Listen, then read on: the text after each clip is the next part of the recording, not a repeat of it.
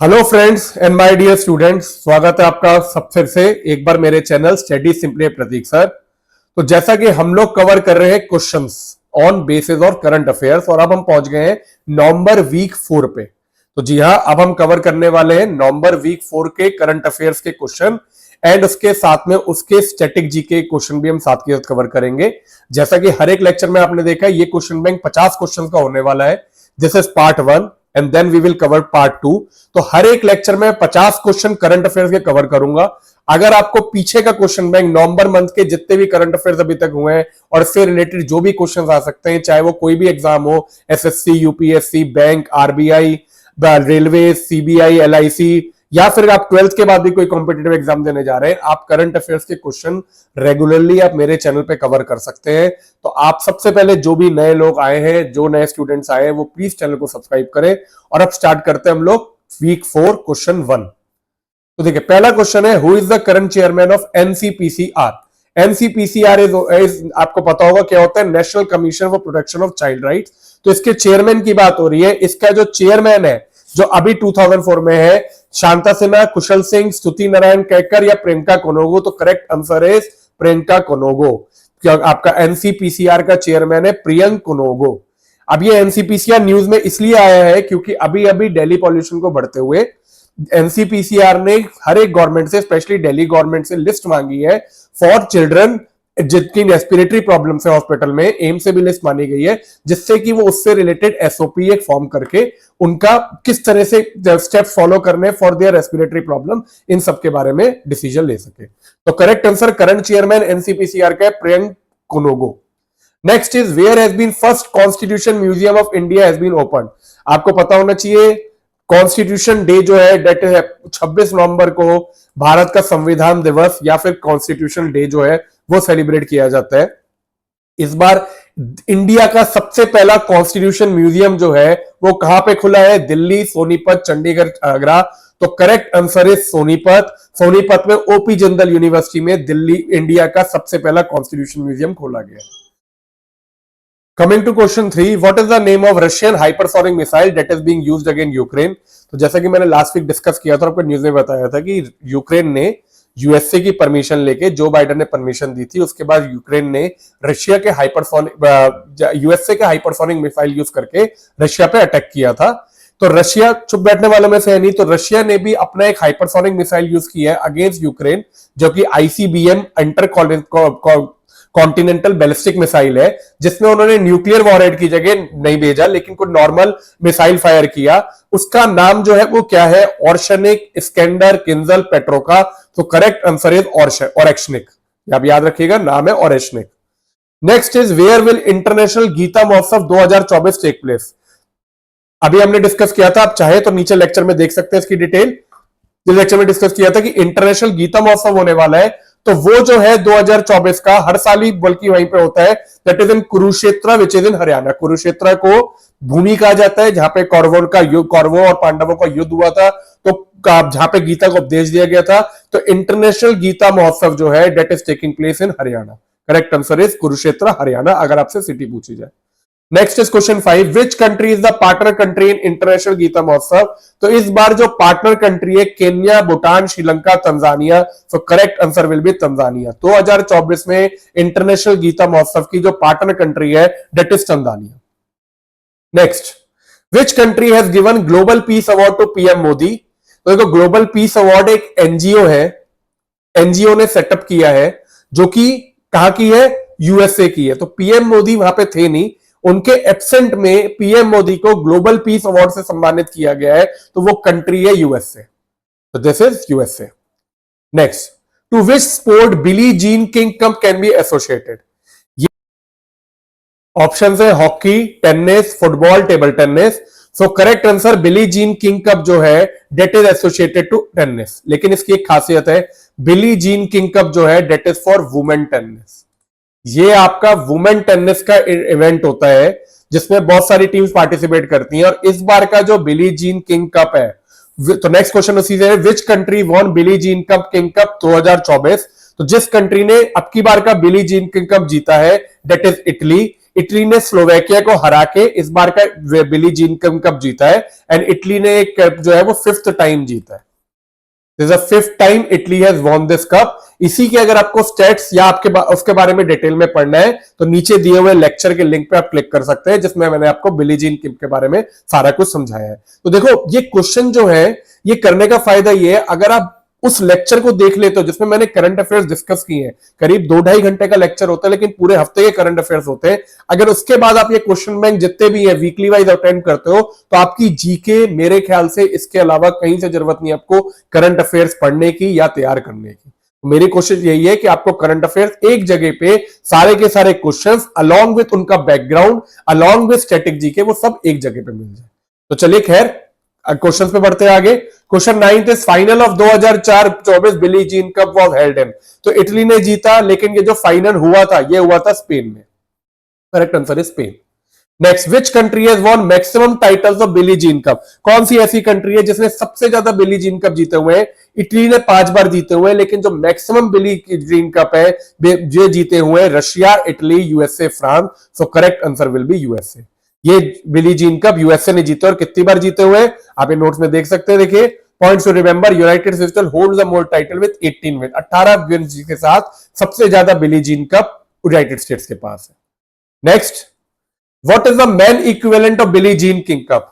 अब देखो मैंने आपको बताया जो बिली जीन किंग कप है ये वुमेन टेनिस में है, तो इसी का जो मैन इक्विवेलेंट है that is Hopman cup, Davis cup, Wimbledon, French open. So correct answer is Davis cup. जो डेविस कप है that is the man equivalent of Billie Jean King cup. Next move करते हैं, which state has held Amur falcon महोत्सव 2024? तो देखो Amur falcon जो है it is a migratory bird जो कि सर्बिया के mainly Serbia western Siberian region में पाई जाती है। तो ये माइग्रेट करके इस टाइम पे इंडिया में आती है, in the month of October, November, December India में आती है। तो हर साल अलग अलग जगह पे अमूर फाल्कन महोत्सव किया जाता है। इस साल जो अमूर फाल्कन महोत्सव है that is being held in the state of Manipur. Correct answer is Manipur. Next question, which state is known as falcon capital of the world? तो कौन सा स्टेट इंडिया में ऐसा है जिसे फाल्कन कैपिटल कहा जाता है? इसका रीजन ये उस स्टेट को कहने का क्योंकि सबसे ज्यादा माइग्रेटरी बर्ड फाल्कन जो है वो इसी स्टेट में आती हैं।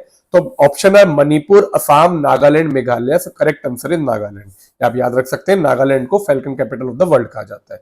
Next question, which country has ranked highest in sustainable business index 2024? अभी अभी रिसेंटली सस्टेनेबल बिजनेस इंडेक्स की रिपोर्ट आई है जो कि आईएमडी पब्लिश करता है। तो इसमें कौन सी कंट्री ऐसी है जिसको सबसे रैंक 1 मिली है? That is Ireland, Denmark, United kingdom, New Zealand. देखो सस्टेनेबल बिजनेस इंडेक्स होता है जिसमें बिजनेस करने की ईज के साथ साथ आपके और भी चीजों का ध्यान रखा जाता है, लाइक एनवायरमेंट एंड सस्टेन करने वाले बिजनेस होते हैं। तो करेक्ट आंसर इज 14 का D, New Zealand. What is the rank of India in Sustainable Business Index? 10th, 23rd, 35th, 28th? तो करेक्ट आंसर इज 28। अगर आप इसके बारे में पढ़ना चाहते हो तो ये आप देख सकते हो, मैंने नोट्स में आपको डिटेल में बता भी रखा है। अमूर फाल्कन महोत्सव तो आपको सारी डिटेल मिलेंगी। टॉप 10 मोस्ट सस्टेनेबल इकोनॉमी, तो टॉप 3 कंट्रीज है न्यूजीलैंड, यूके एंड ऑस्ट्रेलिया, और इंडिया की रैंक जो है वो 23rd। और जैसा मैंने बताया रिपोर्ट जो है वो आईएमडी वर्ल्ड कॉम्पिटिटिवनेस सेंटर और हिनरिच फाउंडेशन के बाद होती है। ठीक है, चलिए चलते हैं नेक्स्ट पे। So next question 16, what is true about sustainable trade index report created in 2022 by IMD and Hinrich Foundation? ठीक है, पहले सारे पॉइंट पढ़ लेते हैं। Next is it is only measured 30 countries of the world. USA is at the top position 2024। India is not in the list of 30 country. तो देखो अब इसके बारे में देखते हैं कि सस्टेनेबल ट्रेड इंडेक्स मैंने आपको बताया हिनरिच फाउंडेशन के साथ में आईएमडी जो है वो आपकी पब्लिश करती है। तो created in 2022 by IMD and Hinrich foundation, this is correct. It only measure 30 countries of the world, तो टॉप 30 कंट्रीज की रैंकिंग हो जाती है। तो this is also correct. USA is a top position, ये गलत है क्योंकि अब की बार टॉप पोजीशन पे New Zealand. India is not in the list of 30 countries, ये भी गलत है। इंडिया की रैंक जो है दैट इज 23। तो correct option will be, we have to sex through, तो only 4, no, B 1 and 2, this will be the correct answer. 16 का बी। नेक्स्ट मूव करते हैं 70 में, who is the current chief of army staff of India? तो आपको ये याद होना चाहिए, Bipin Rawat, Manoj Pande, Upendra Dwivedi, Yogesh Kumar Joshi. Correct answer is Upendra Dwivedi. He is the current chief of army staff of India. Next 18 in which state Odisha पर्व 2024 बीइंग हेल्ड, कौन से स्टेट में हुआ है? स्टेट या union territory? Odisha, Mumbai, Delhi, Haryana. Correct answer is Delhi. Delhi में हुआ है, पीएम मोदी ने भी इसे अटेंड किया था रिसेंटली, अभी ओडिशा पर्व हुआ है। Next in 19 which country conferred chief of army staff of India with honorary general rank. तो अभी मैंने आपसे चीफ ऑफ आर्मी पूछा था, वो इसीलिए पूछा था क्योंकि उपेंद्र द्विवेदी इस कंट्री में गए थे जहां पे मीटिंग के लिए गए थे और जहां पे इनको ऑनररी जनरल रैंक से सम्मानित किया गया। तो कौन सी कंट्री है जिसने ये किया? म्यांमार, श्रीलंका, नेपाल, मालदीव। तो correct answer is Maldives, sorry Nepal. Nepal में इनको ऑनररी जनरल रैंक से सम्माना गया। Next, which country is hosting ICA global cooperative conference 2024? कौन सी कंट्री अब की बार ICA global cooperative conference host कर रही है? India, France, Cambodia, Denmark. तो correct answer is India. India ने आईसीए ग्लोबल कॉन्फ्रेंस होस्ट किया, वो भी 130 साल में पहली बार। आईसीए ग्लोबल की हिस्ट्री में पहली बार इंडिया ने कॉन्फ्रेंस होस्ट किया है एट भारत मंडपम, जिसे पीएम मोदी ने इनॉग्रेट किया, और 130 साल में पहली बार इंडिया जो है इस कॉन्फ्रेंस का होस्ट है। नेक्स्ट मूव करते हैं। Recently in which country Indian prime minister launch famous एक पेड़ मां के नाम इनिशिएटिव? एक पेड़ मां के नाम इनिशिएटिव बहुत पुराना इनिशिएटिव है जो कि इंडिया में बहुत टाइम पहले से लॉन्च किया गया है, लेकिन अभी अभी जो प्राइम मिनिस्टर थे वो विजिट पे गए थे, तो उन्होंने ये जो इनिशिएटिव कहां पे लॉन्च किया? Nigeria, Brazil, Guyana, Nepal. So correct answer is Guyana. Guyana में जो है इन्होंने प्राइम मिनिस्टर ने एक पेड़ मां के नाम इनिशिएटिव को लॉन्च किया। और इसके पहले मैंने ये भी डिस्कस किया था कि नाइजीरिया ऐसी कंट्री है जहां पे, गयाना ही ऐसी कंट्री है जहां पे नाइजीरिया में तो प्राइम मिनिस्टर को सेकंड हाईएस्ट अवार्ड दिया गया था, गयाना में एक पैक्ट ये भी साइन हुआ है जिसमें इंडिया का यूपीआई जो है वो भी गयाना में लॉन्च किया जाएगा। देखो ऐसे ही अगर आप सारे लेक्चर जो साथ में देखोगे तो आपको जितने करंट अफेयर्स हैं वो आपको चाहे बिजनेस रिलेटेड है, इकोनॉमी रिलेटेड है, पॉलिसी रिलेटेड है, जैसे भी है वो आपको साथ के साथ क्लियर होते जाएंगे। तो Guyana is the correct answer. तो question 22 is Viksit Bharat young dialogue will be held on 11-12 January 2025 will coincide with whom birth anniversary. तो ये जो विकसित भारत यंग डायलॉग 11-12 जनवरी को दिल्ली में भारत मंडपम में होने वाला है, तो क्वेश्चन है कि ये किसकी बर्थ एनिवर्सरी से कोइंसाइड करेगा? रविन्द्रनाथ टैगोर, राजा राम मोहन राय, स्वामी विवेकानंद और भगत सिंह। तो correct answer is Swami Vivekananda. Swami Vivekananda की बर्थ एनिवर्सरी से विकसित भारत यंग डायलॉग कोइंसाइड करेगा। प्रधानमंत्री नरेंद्र मोदी इस प्रोग्राम को अटेंड करेंगे। तो विकसित भारत यंग डायलॉग है क्या? बेसिकली ये प्रोग्राम लॉन्च किया गया है as a national youth festival को रिवैम्प करके, जिसमें करीब 1 लाख यंग लीडर्स जो हैं वो चुने जाएंगे।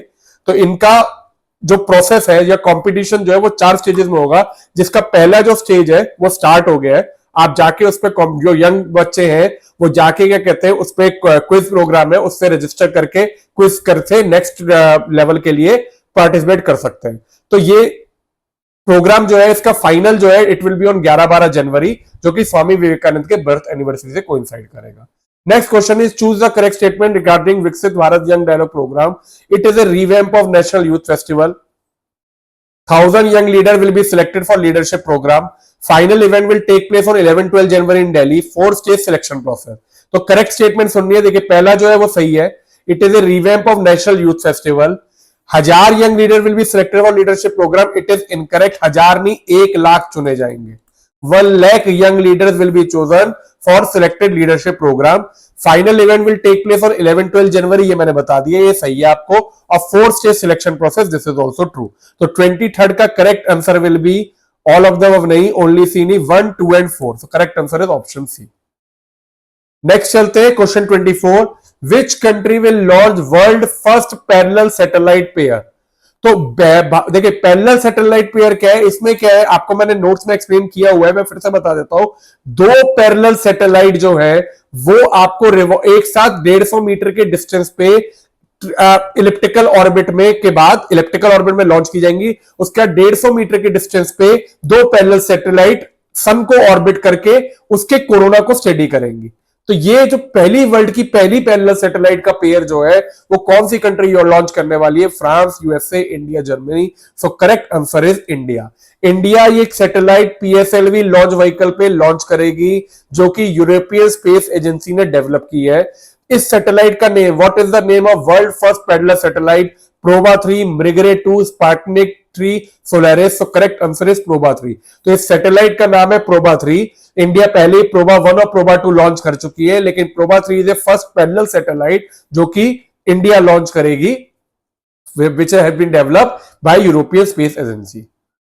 What is the name of Indian satellite launched to study sun? अब ये जो प्रोबा 3 है, जैसा मैंने बताया, ये भी सन की स्टडी के लिए, लेकिन एक इंडियन सैटेलाइट भी वो भी लॉन्च की जा चुकी है, जो कि कौन सी है? Aryabhata, Solaris, Aditya L1, Parker solar probe. So correct answer is Aditya L1। Aditya L1 Bharat की पहली सैटेलाइट है जिसे सन की स्टडी के लिए लॉन्च किया गया है।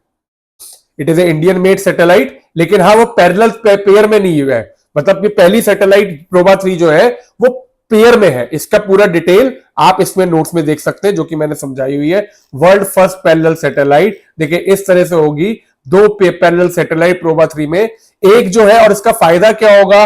ये सन के कोरोना को स्टडी, जो आउटर लेयर है सन की, उसे स्टडी करने के लिए सैटेलाइट लॉन्च की जा रही है। तो सैटेलाइट, ये जो पैरेलल सैटेलाइट, इसमें दो पार्ट होंगे, एक होगा कोरोनाग्राफ जो कि सन को देखेगा, और एक होगा ऑक्लूटर जो कि सन की जो और ब्राइटर लेयर है उसे ब्लॉक करेगा। तो इस तरह से ये पैरेलल सैटेलाइट जो है वो लॉन्च की जाएगी। अभी तक ये दोनों चीजें जो होती थी, कोरोनाग्राफ और ऑक्यूलेटर, वो एक ही सैटेलाइट के अंदर होते थे। तो इस पैरेलल सैटेलाइट का फायदा ये कि आप बड़े अमाउंट में स्टडी कर सकते हैं सन को। Next, choose the correct statement related to proba 3. It is designed by European Space Agency and launched by PSLV-3. Satellite is designed to study sun corona. It is the world first satellite having two parallel satellite. It will be launched by NASA. तो देखिए पहला सही है, दूसरा भी सही है, corona को स्टडी करने के लिए लॉन्च की जा रही है। तीसरा जो है, it is a world first satellite having two parallel, ये भी सही है। It is launch by NASA, ये गलत है, ये नासा नहीं, भारत लॉन्च करेगा, इसरो लॉन्च करेगा using PSLV-3। So correct option is 1, 2 and 3। 27 का करेक्ट आंसर है A. Next, which country recently involve direct indictment power for direct supreme court hearing? कौन सी ऐसी कंट्री है जिसने एक स्पेशल पावर यूज की है, direct indictment power, supreme court hearing के लिए? India, Canada, New Zealand, Australia. Correct answer is Canada. इसका रीजन ये है कि जो खालिस्तान सेपरेटिस्ट लीडर था उसको कनाडा में मारा गया था, उसके लिए कुछ इंडियन सिटीजन को गिरफ्तार किया गया, उनको ट्रायल पे ले जाने की बजाय डायरेक्ट सुप्रीम कोर्ट में उनकी हियरिंग होगी, जिसके लिए कनाडा ने डायरेक्ट इंडाइटमेंट पावर को यूज किया है। Next is, when is navy day celebrated in India? 10 December, 4 December, 8 December, 15 December. Correct answer is 4 दिसंबर। 4 दिसंबर को नेवी डे जो है वो सेलिब्रेट किया जाता है। Who will receive Satyaji Ray Lifetime Achievement Award at 55th IFFI Goa 2024? तो अभी करंटली गोवा में 55th international film festival of India चल रहा है। इसमें जो सत्यजीत रे लाइफ टाइम अचीवमेंट अवार्ड है वो किसे दिया जाएगा? Michael Douglas, Phillip Noyce, Carlos Saura, Dilip Kumar. So correct answer is Phillip Noyce. Phillip Noyce Australian director है जिनको अब की बार लाइफ टाइम अचीवमेंट अवार्ड दिया जा रहा है। Next, which country director has been awarded Satyajit Ray lifetime achievement award? Australia, France, Spain, Portugal. तो जैसे मैंने बताया, फिलिप नॉइस जो है he is Australian director, so correct answer is Australia. Recent violence between Shia and Sunni took place in which country? अभी अभी recently शिया सुन्नी के बीच में वायलेंस हुआ है, जिसमें बहुत सारे लोग मारे गए हैं, बहुत सारे मुस्लिम मारे गए। तो कौन सी कंट्री में हुआ? Bangladesh, Pakistan, India, Cambodia. Correct answer is Pakistan. Question 33, when is the national milk day celebrated in India? National milk day जो है वो कब सेलिब्रेट किया जाता है? 25 नवंबर, 28 नवंबर, 26 नवंबर, 1 दिसंबर।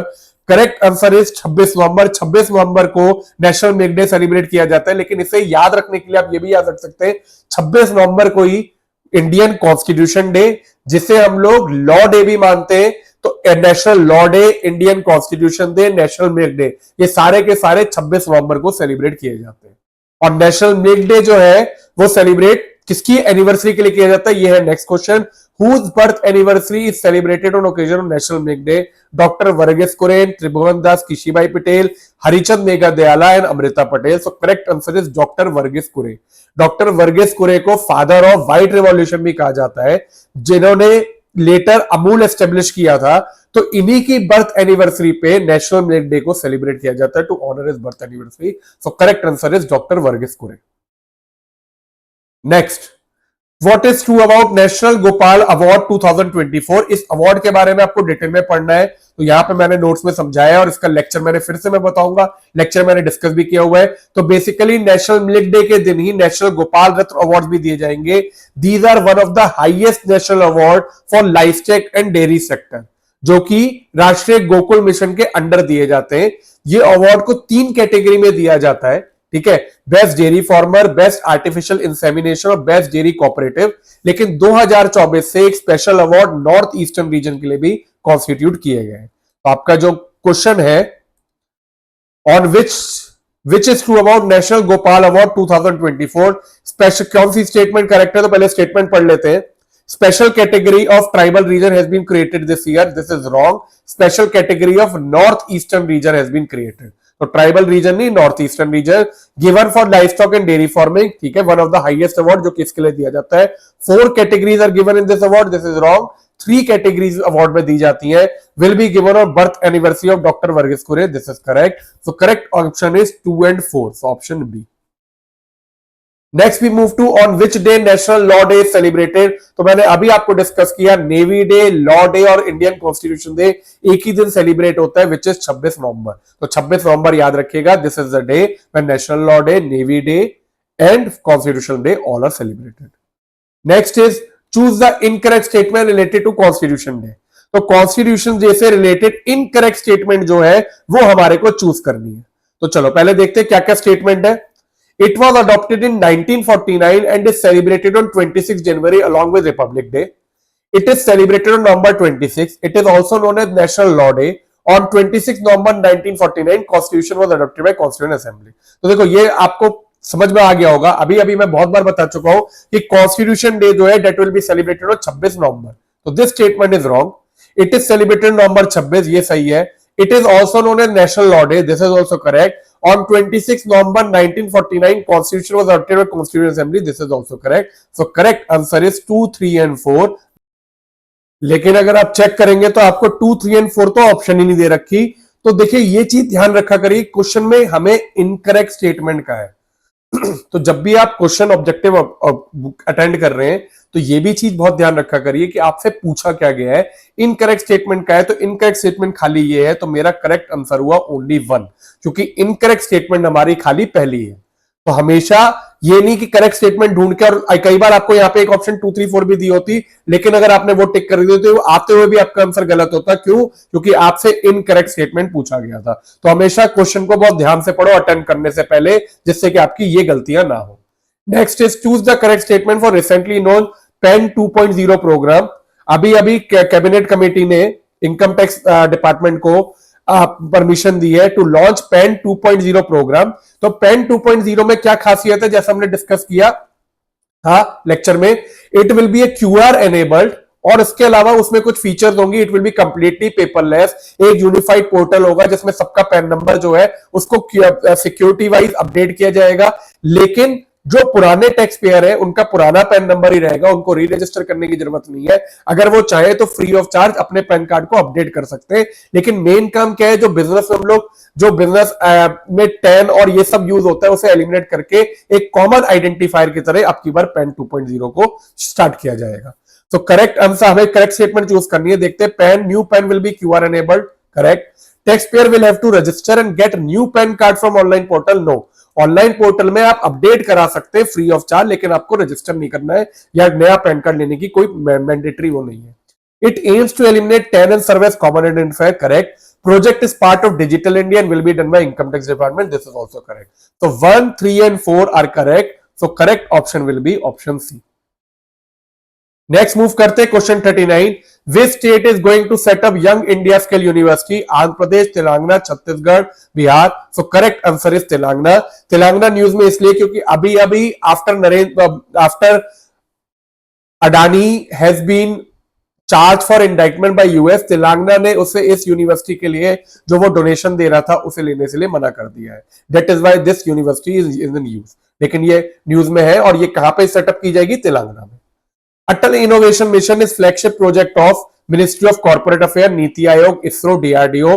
Correct answer is NITI Aayog. अब अटल इनोवेशन मिशन न्यूज में इसलिए क्योंकि अभी अभी cabinet committee chaired by prime minister Narendra Modi ने अटल इनोवेशन मिशन 2.0 लॉन्च कर दिया है, जिसको एक बजट दिया गया है, जो कि आप इधर देख सकते हैं। 2750 करोड़ का बजट देके till 31 March 2028 aim to Atal innovation mission 2.0 को मंजूरी दे दी गई है। ये जो इनिशिएटिव है, it is of NITI Aayog, जो कि 2016 में स्टार्ट हुआ था। और basically it promotes entrepreneurship and startup. तो ये स्कूल लेवल से अलग अलग प्रोग्राम भी इसने लॉन्च किए, Atal tinkering lab, Atal incubation centre, Atal community innovation centre. So this is that is why NITI Aayog का ये फ्लैगशिप प्रोजेक्ट है। Correct answer is option B. Atal innovation mission is related to which field? Space innovation, defence innovation, entrepreneurship, medical innovation, जैसे मैंने बताया entrepreneurship. Question 41 C, one nation one subscription recently launch is related to which sector? Sports, education, corporate, medical. Correct answer is education. One nation one subscription जो है, this is a new flagship scheme launch by जिसे अभी अभी cabinet ने accept किया है, मंजूरी दी है। इट इज बेसिकली कि आपकी जितनी भी हायर एजुकेशनल इंस्टीट्यूशन है, वो फॉरेन सब्सक्रिप्शन, वो फॉरेन मैगजीन की सब्सक्रिप्शन होती है, उसको सेंट्रली लिया जाएगा। वन नेशन वन सब्सक्रिप्शन, करीब 30 फॉरेन पब्लिकेशन की जितनी भी जर्नल्स होते हैं, उन सबको एक जगह अवेलेबल किया जाएगा और सारी की सारी जितनी भी state own and government own universities है, वो वहां से एक्सेस कर सकती है। तो वन नेशन वन सब्सक्रिप्शन को डिटेल में पढ़ने के लिए नीचे दिए हुए लेक्चर का जो लिंक है वीकली न्यूज का, उसे आप देख सकते हैं। उसमें मैंने डिटेल में स्कीम को समझा रखा है। तो choose the correct statement related to one nation one scheme, one nation one subscription. One nation one subscription gives single access to all medical journal to doctor all over India. ONOS covered 30 publication with budget of 6000 crore giving access to 13000 journal. Scheme will be implemented in AIM. Scheme has been launched to meet goals of national education policy. तो देखिए correct statement choose करनी है। पहली वाली statement गलत है। One nation one subscription doctors के लिए नहीं है, एजुकेशनल जर्नल के लिए, हायर एजुकेशन के जितने भी इंस्टीट्यूट हैं उन सबको एक्सेस मिलेगा for this scheme. Oh, one nation one subscription covered 30 publication, correct है, with a budget of 6000 crore, correct है, giving access to 13000 journal. So this statement is correct. तीनों पार्ट है, तीनों करेक्ट है। 13000 जर्नल मिलेंगे, 6000 करोड़ का बजट है और 30 पब्लिकेशन है। Scheme will be implemented by AIIMS, wrong. Scheme has been launched to meet goals of national education policy, this is correct. So correct option is 2 and 4, option A. तो 43 का answer हुआ option A. आप इसको detail में चाहे तो इधर देख भी सकते हैं, और आपको ये नोट्स चाहिए तो आप मुझे व्हाट्सएप कर सकते हैं। पीडीएफ आपको अवेलेबल है क्वेश्चन बैंक की भी और इसके अलावा करंट अफेयर्स की भी। One nation one subscription will give central and state run higher education institution access to reputed journal publish by international publisher on a single platform. एक ही प्लेटफॉर्म पे जितने भी इंटरनेशनल पब्लिशर है, उनको जो हाई एजुकेशन इंस्टीट्यूशन के लिए जो पढ़ाई करनी होती है, वो सारे के सारे आपको एक ही जगह पे मिल जाएंगे। ये सारा डिटेल में नोट्स है, जैसे मैंने डिस्कस भी किया हुआ, और इसको आप कवर कर सकते हैं। Next question 44, what is the full form of INFLI BNet? Information library network centre, information life sciences networking, Indian and foreign language network, information future binary network. So correct answer is option A, information library network centre.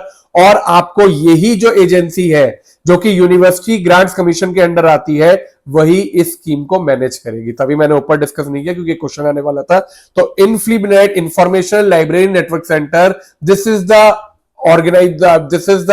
organization that will handle this, all of the execution of this program.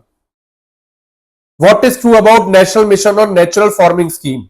अब बात आती है, अब इसके अलावा cabinet committee ने NMNF national mission on natural forming scheme को भी मंजूरी दी है। तो उसके बारे में करेक्ट स्टेटमेंट पूछी है। It is a central state sponsor scheme with ratio of 60:40. It will promote natural forming in north eastern state. Around 1 crore farmers will be covered with budget of rupees 2481 crore for 2 years. It aims to set up 15,000 clusters. तो देखो इसके लिए आपको scheme का पता होना बहुत जरूरी है। जो स्कीम लॉन्च की गई है इसके मैं मेजर फीचर आपको फिर से डिस्कस कर लेता हूं। National farming mission, the union cabinet approve the launching of national mission on natural farming. तो अभी मैंने बताया कैबिनेट ने लॉन्च की है, but it is a stand alone centrally sponsor scheme. ये जो स्कीम है that is centrally sponsor scheme. About NMAF centrally sponsor scheme है। Scheme ministry of agriculture and farmers welfare के अंडर आएगी। 1 करोड़ फार्मर को टारगेट करेगी, which will cover around 7,50,000 hectare. तो ये बेसिकली जो स्कीम है that is for natural farming, means without using any chemical fertilisers and naturally farming करने के लिए ये स्कीम को बढ़ावा दिया जा रहा है to maintain soil fertility. At present around 10 lakh hectare अभी भी नेचुरल फार्मिंग के अंदर है, लेकिन गवर्नमेंट इसे एक्सपेंड करने की कोशिश कर रही है। तो इसमें ये सारे फीचर्स हैं जो कि स्कीम के, जिसे आप पढ़ सकते हैं और लेक्चर में सुन भी सकते हैं। तो अब इसका आंसर देखते हैं। It is a central space for, गलत। It is a centrally sponsor scheme, तो ये स्कीम, ये पॉइंट गलत है।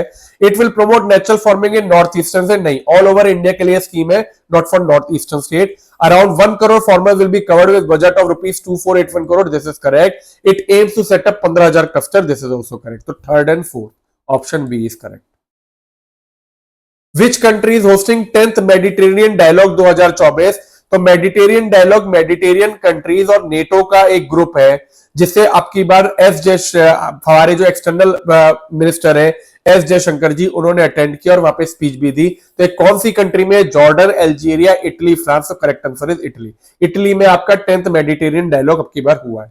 How many countries are in Mediterranean dialogue along with NATO group? Total countries जो है वो 7 कंट्रीज है मेडिटेरियन डायलॉग में। 5 इनिशियल कंट्रीज थी और 2 कंट्री में बाद में ज्वाइन किया। आप अगर लिस्ट देखना चाहें तो यहां पे देख सकते हैं। These are the countries: Egypt, Israel, Mauritania, Morocco and Tunisia, later join by Jordan and Algeria. आप चलते हैं next question 48। Who is the youngest player to be sign for IPL in recently held auction? Wasim Jaffer, Harish Suryavanshi, Vaibhav Suryavanshi, Rakesh Tiwari. Correct answer is Vaibhav Suryavanshi. Vaibhav Suryavanshi सिर्फ 13 साल के हैं जिनको IPL में sign किया गया है फॉर ₹1.1 करोड़। तो मतलब 13 साल में करोड़पति बन गए आईपीएल खेलने के लिए। और सबसे हाईएस्ट जो साइन प्लेयर है इस बार आईपीएल की हिस्ट्री में ऑक्शन में जो हुआ है वो है ऋषभ पंत, 27 करोड़ में। रिसेंटली लॉन्च कैंपेन अब कोई बहाना नहीं is related to rape protection, gender based violence, gender based pay structure, equality of women in corporate sector. Correct answer is gender based violence. अब कोई बहाना नहीं, एक स्कीम लॉन्च की गई है रूरल डेवलपमेंट और मिनिस्ट्री ऑफ वुमेन के कोलैबोरेशन में, जिसमें जेंडर बेस्ड वायलेंस के लिए ये स्कीम है कि वुमेन को एंकरेज किया जा रहा है कि जेंडर बेस्ड वायलेंस ना सहे और उसको बाहर सामने आके उसके बारे में बताएं, रिपोर्ट करें। तो last question, Dongfeng 100 is a supersonic cruise missile of which country? कौन सी कंट्री की सुपरसोनिक क्रूज मिसाइल है? Iran, United Kingdom, Iraq, China. So correct answer is China. So this was 50 questions week 4 November. 50 current affairs के question है और ये अभी यहाँ पे खत्म नहीं होते। नेक्स्ट लेक्चर में लोग 50 क्वेश्चन और डिस्कस करेंगे, बट आई होप आपको ये 50 क्वेश्चन क्लियर हो। मैं फिर से बोलूंगा, अगर आपको इसके रिलेटेड न्यूज भी पढ़नी है बच्चों, तो भी आप नीचे दिए हुए लेक्चर को सुन सकते हैं, और अगर आपको पीडीएफ चाहिए तो आप व्हाट्सअप कर सकते हैं। बस एक रिक्वेस्ट है, जो बच्चे नए आए हैं, जो लोग मेरे चैनल पर नए आए हैं, जिन्हें ये लेक्चर पसंद है, प्लीज लाइक करें, कमेंट करें, शेयर करें, और इसके अलावा चैनल को सब्सक्राइब जरूर करें, क्योंकि रेगुलरली करंट अफेयर्स करने से और इसके अलावा जो भी मैंने वीडियो और डाली हुई है, आपकी जीके बहुत इंप्रूव होगी और आपको बहुत आसानी से कॉम्पिटिटिव एग्जाम में हेल्प मिलेगी। मिलते हैं अगले लेक्चर में, तब तक के लिए ध्यान रखिए। Take care.